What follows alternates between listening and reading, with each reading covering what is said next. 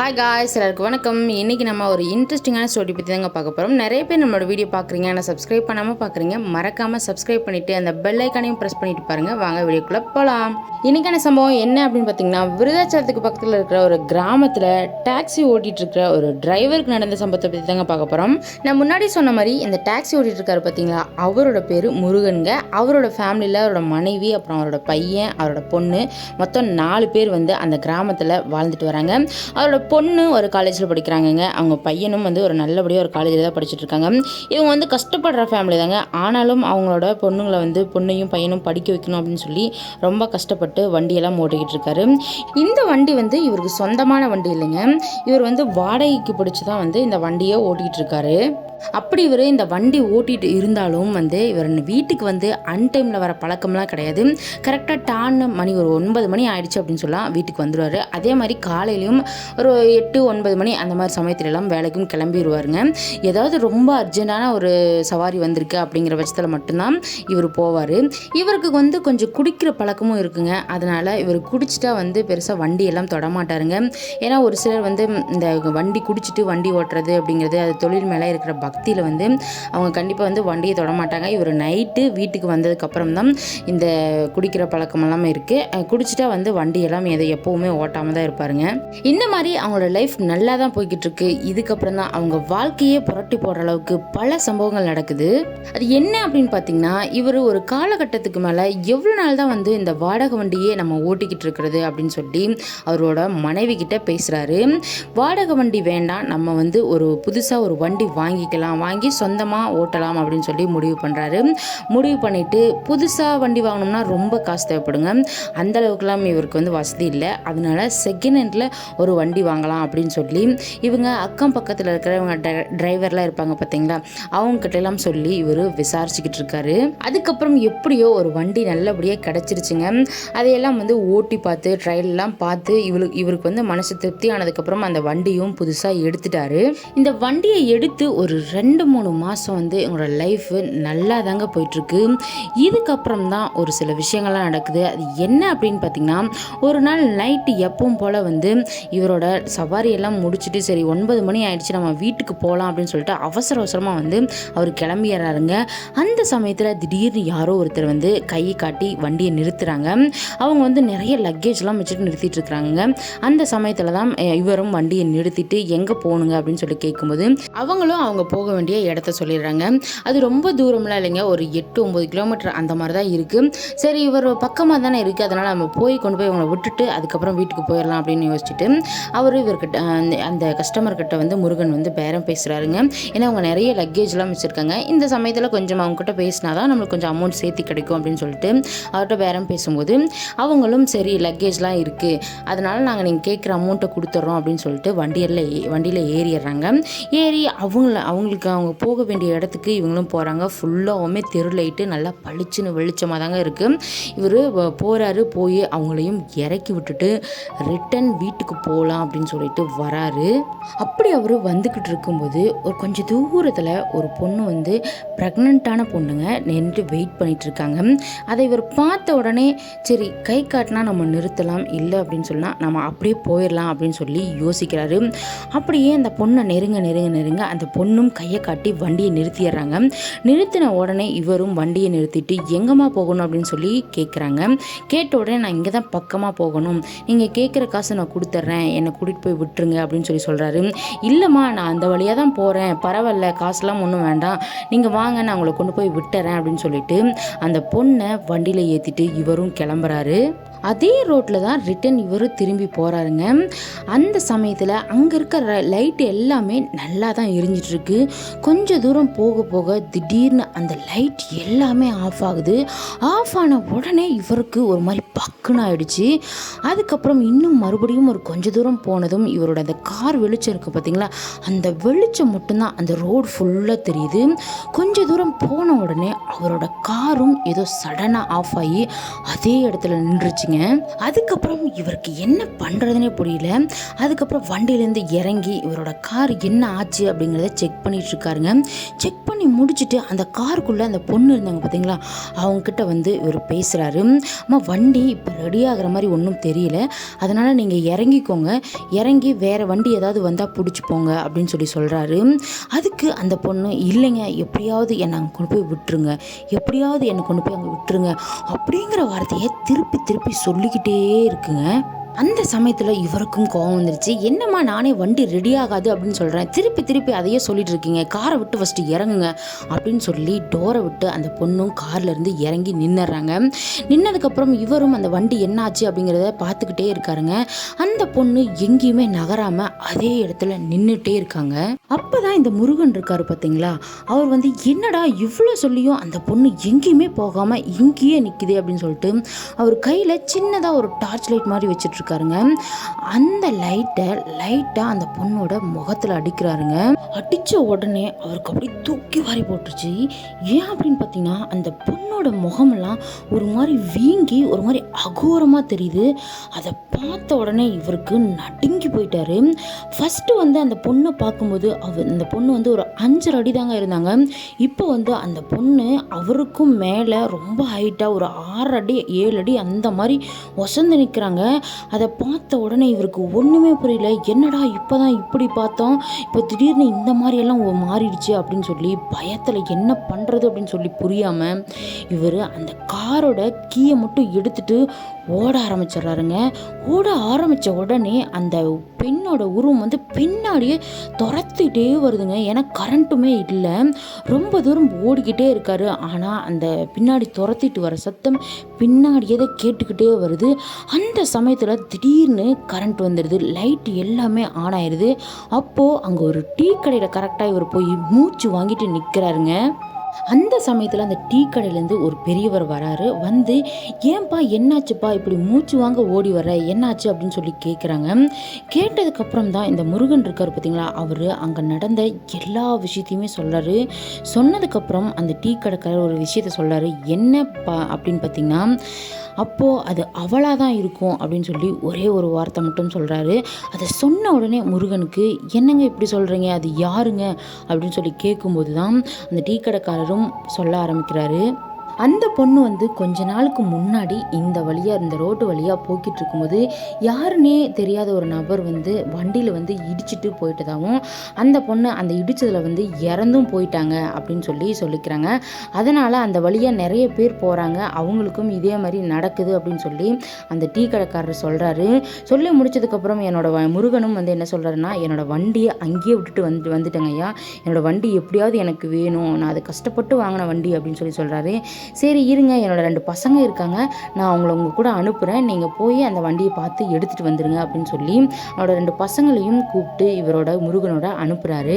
அதுக்கப்புறம் இவங்க அந்த இடத்துக்கும் போயிட்டாங்க. அங்கே போய் பார்த்தவங்களுக்கு இவங்களுக்கு பயங்கர ஷாக்கு. ஏன்னா அங்கே நின்றுட்டு இருந்த அவரோட டாக்ஸியை அந்த இடத்துல காணும் அப்படின்னதும் இவருக்கு ஒரே பயமாயிடுச்சு. என்னடா வண்டி இங்கே தான் நிறுத்திட்டு போனாங்க, எனக்கு நல்லா ஞாபகம் இருக்குது, எப்படி இப்போ காணாமல் போச்சுன்னு ஒன்றுமே புரியல, இங்கே பாருங்கள் எனக்கு சாவி கூட என்னோட கையில் தான் இருக்குது அப்படின்னு சொல்லி ஒரு மாதிரி பதட்டமாக பேசுகிறாரு. அப்போ சுற்றியும் முத்தையும் தேடி பார்க்குறாங்க. அந்த ரோட்டுக்கு பக்கமாக ஒரு பள்ளமும் இருக்குது. அந்த பள்ளத்தில் போய் பார்க்கலாம் அப்படின்னு சொல்லிட்டு கீழே போய் பார்க்குறாங்கங்க.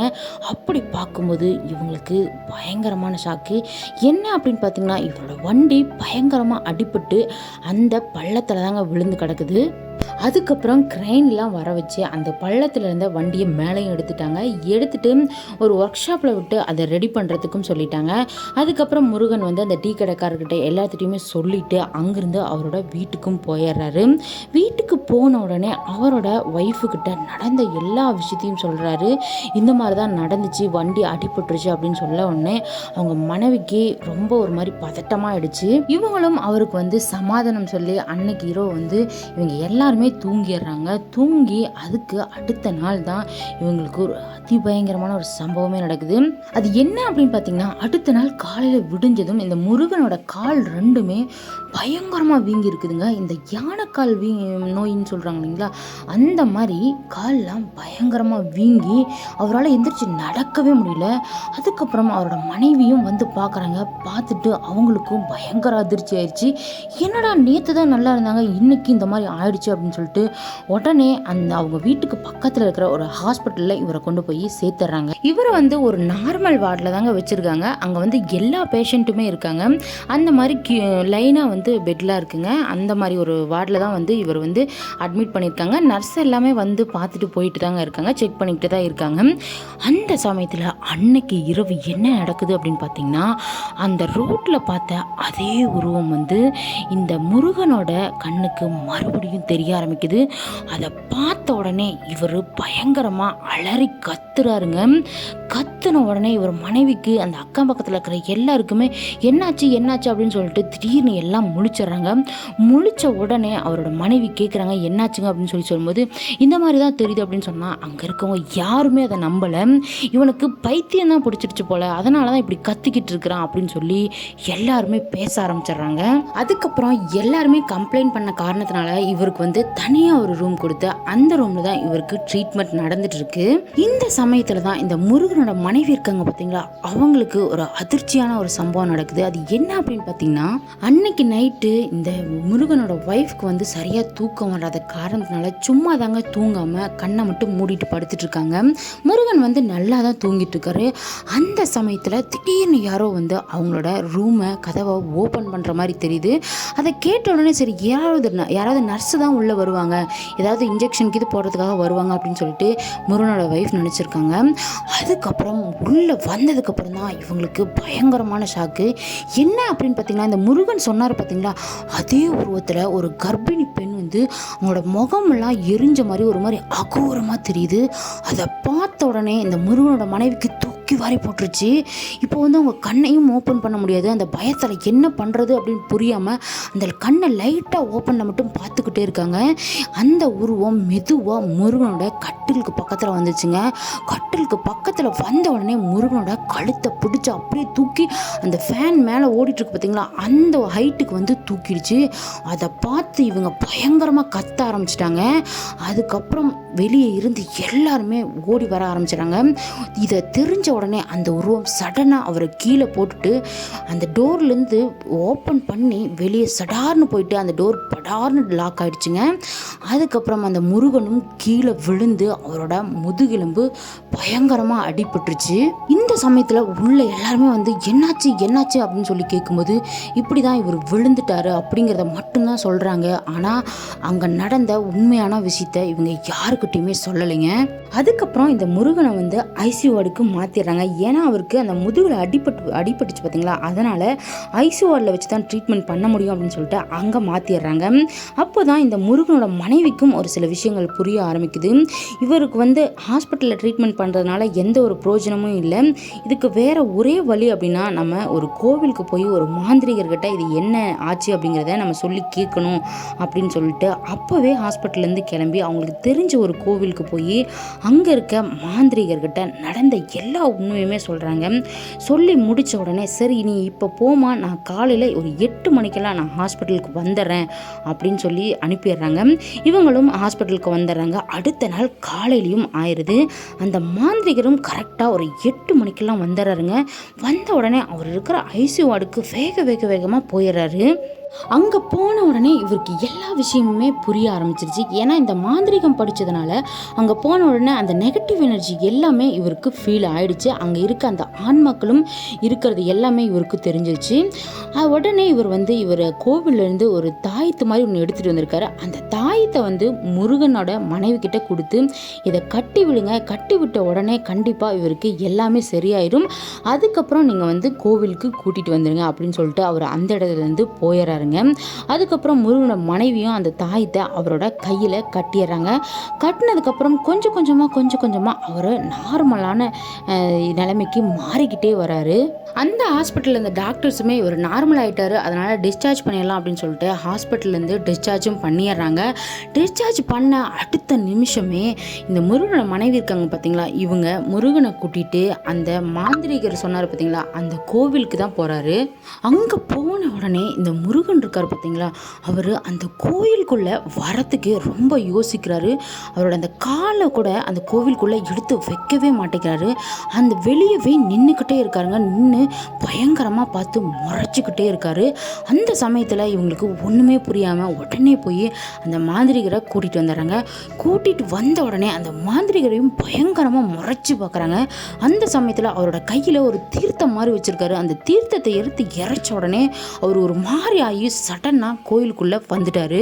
அதுக்கப்புறம் தான் அந்த கோவிலில் ஒரு சில பூஜை எல்லாமே நடக்க ஆரம்பிக்குது.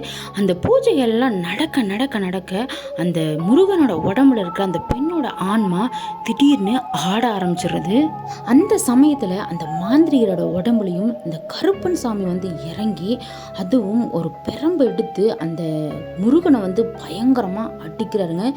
யார் எதுக்காக இவரோட உடம்புல நீ வந்திருக்க அப்படின்னு சொல்லி ஒரு மாதிரி ஆக்ரோஷமாக கேட்குறாங்க. அந்த சமயத்தில் அந்த உடம்புல இருக்கிற அந்த ஆன்மா உடனே அழுக ஆரம்பிச்சிருது. அழுதுகிட்டே சொல்ல ஆரம்பிக்குது, நான் ஒரு 6 மாத கர்ப்பிணியாக இருந்தேன். நான் ஒரு நைட் நேரத்தில் நடந்து வந்துக்கிட்டு இருந்தேன். என்னை இந்த டாக்ஸியால் தான் இடித்து தள்ளி நான் அந்த இடத்துல இறந்தும் போயிட்டேன். என் குழந்தையும் இறந்து போயிடுச்சு. அதனால் இவனை நான் கொல்லாமல் விட மாட்டேன். அதனால தான் இவனோட உடம்புக்குள்ளேயும் நான் வந்திருக்கேன் அப்படிங்கிற விஷயத்த சொன்னதுமே இந்த முருகன் இருக்கார் பார்த்தீங்களா, அவரோட மனைவிக்கு தூக்கி வாரி போட்டுருச்சு. அந்த சமயத்தில் தான் இந்த முருகனோட உடம்புல இருக்கிற ஆன்மாவானது நீ இந்த உடம்பை விட்டு நீ போயே ஆகணும் அப்படின்னு சொல்லி மாந்திரிகர் அந்த பெரம்பால் அட்டி நான் அடிச்சு கேட்குறாரு. எவ்வளோ அடித்தாலும் நான் கண்டிப்பாக இந்த உடம்பை விட்டு போகவே மாட்டேன். இந்த ஆளை நான் பழி வாங்கிட்டு இவனை கொன்னுட்டு தான் இவனோட உடம்புலேருந்து நான் போவேன் அப்படின்னு சொல்லி ரொம்ப ஆக்ரோஷமாக அந்த பெண்ணோட ஆன்மா சொல்லுது. அப்போ தான் இந்த மாந்திரிகரோட உடம்புக்குள்ளே இந்த கருப்பன் இறங்கியிருக்காரு அப்படின்னு சொல்லி சொன்னால் பார்த்தீங்களா, அவங்க ஒரு விஷயத்த சொல்ல ஆரம்பிக்கிறாங்க. அது என்ன அப்படின்னு பார்த்தீங்கன்னா, இந்த டாக்ஸி உன்னை இடித்தது உண்மைதான், ஆனால் இந்த டாக்ஸியை ஓட்டிட்டு வந்த ஆள் இவர் கிடையவே கிடையாது அப்படின்னு சொல்லியிருக்கு. அதுக்கப்புறம் தான் ஒரு சில உண்மையெல்லாம் சொல்கிறாங்க. அது என்ன அப்படின்னு பார்த்தீங்கன்னா, அந்த இடிச்சிட்டு போன நபர் அந்த வண்டியை செகண்ட் ஹேண்டாக முருகனுக்கு விற்றுருக்காருன்னு. இதை அந்த செகண்ட் ஹேண்ட் வண்டி தானே முருகன் வாங்கினாரு அப்படின்னு சொல்லி ஆரம்பத்தில் சொன்னோம் பார்த்தீங்களா, அந்த மாதிரி அந்த இடித்த நபர் வேறவர். இது செகண்ட் ஹேண்டாக வாங்கி இவர் முருகன் ஓட்டிகிட்ருக்கிற வண்டி அப்படிங்கிற உண்மையும் தெரிய ஆரம்பிக்குது. அந்த ஆள் இடித்த உடனே இந்த கர்ப்பிணி பெண் அந்த பள்ளத்தில் தாங்க போய் விழுந்திருக்காங்க. விழுந்து அந்த ஆள் இறங்கியும் பார்த்துருக்கான், உயிரோட தான் இருந்திருக்காங்க. இவன் கண்டிப்பாக காப்பாற்றிருந்தா, ஹாஸ்பிட்டலில் கொண்டு போய் அட்மிட் பண்ணியிருந்தா கண்டிப்பாக அவங்க உயிரோட தான் இருந்திருப்பாங்க.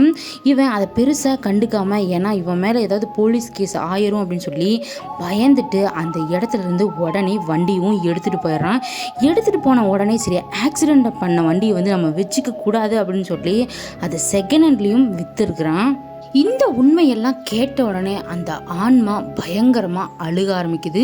அழுதுகிட்டே நான் இல்லைன்னா பரவாயில்ல, என்னோட குழந்தை இப்படி இறந்து போயிடுச்சு, அந்த சமயத்தில் அவங்க என்னை காப்பாற்றிருந்தா நாங்கள் உயிரோடு இருந்திருப்போம், அந்த ஒரு கோபத்தில் தான் நான் இவரோட உடம்புல இவரை பழி வாங்கணும் அப்படின்னு சொல்லி நினச்சிட்டு இருந்தேன் அப்படின்னு சொல்லி அழுதுகிட்டே சொல்லுது. இதுக்கு மேலே நான் இவரோட உடம்புல இருக்க மாட்டேன், நான் கண்டிப்பாக இவரோட உடம்புலேருந்து நான் போயிடுறேன், இவ்வளோ நாளாக இவரை நான் ரொம்ப கஷ்டப்படுத்திட்டேன் அப்படின்னு சொல்லிட்டு அந்த முருகனோட உடம்புல இருந்து அந்த பெண் ஆன்மா அழுதுகிட்டே விலகி போயிருது. அதுக்கப்புறம் முருகனும் நார்மல் ஆயிடுறாரு. அவரோட அந்த உடம்புல இருந்த பிரச்சனையுமே எல்லாமே சரியாயிருது. அவரோட அந்த டாக்ஸி இருக்கு பார்த்தீங்களா, அந்த டாக்ஸியுமே அதே கோயிலில் வச்சு ஒரு பூஜை எல்லாம் பண்ணி அதுக்கப்புறம் தான் அங்கேருந்து எடுத்துட்டும் போயிருக்காங்க. இதுக்கப்புறம் அவரும் நல்லா வண்டியெல்லாம் ஓட்டிட்டு அவரோட ஃபேமிலியை பார்த்துக்கிட்டு நல்லபடியாக தாங்க இருக்காரு. இதோட இந்த ஸ்டோரி முடிஞ்சிருச்சு. இந்த மாதிரியான ஸ்டோரிஸ் உங்களுக்கு வேணும்னா நம்மளோட சேனலை சப்ஸ்கிரைப் பண்ணி வச்சுக்கோங்க. அப்படி அந்த பெல் ஐக்கானையும் ப்ரெஸ் பண்ணி வச்சுக்கோங்க. இந்த வீடியோ உங்களுக்கு பிடிச்சிருந்துச்சுன்னா லைக் பண்ணுங்கள், ஷேர் பண்ணுங்கள், கமெண்ட் பண்ணுங்கள். மீண்டும் ஒரு திகில் நிறைந்த சம்பவத்துடன் நான் உங்களை சந்திக்கிறேன். நன்றி, வணக்கம்.